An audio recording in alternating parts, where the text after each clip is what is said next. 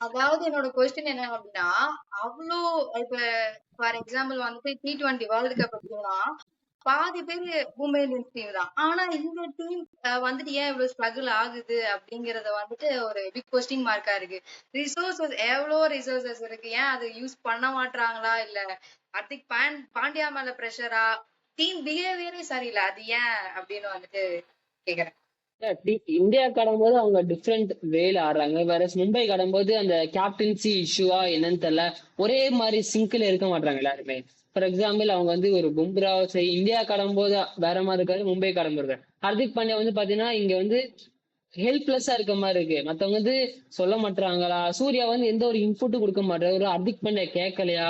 நிறைய இஷ்யூ இருக்கு அவங்களுக்குள்ளேயே. ஒரு ஒரு ஒரு நல்ல டீமுக்கான என்வாயன்மெண்ட் இல்லாத மாதிரி இருக்கு. அந்த வில் ஜாக்ஸ் மாதிரி ஒரு பிளேயர் இல்லாதது அந்த டீமை ரொம்ப அஃபெக்ட் பண்ணுது. ஆனா அவங்க பவுலிங்க்கு எல்லாமே வயசாயிருச்சு, அதுதான் உண்மை. ஏன்னா தீபக் சேகர் சரி ரொம்ப வயசாயிட்டாரு. ஏன்னா ஸ்விங் அவருக்கு இருக்க மாட்டேது. சோ அவங்க வந்து நிறைய பவுலிங்கோட பிரச்சனைகளை அட்ரஸ் பண்ணாமே இருக்காங்க தோணுது.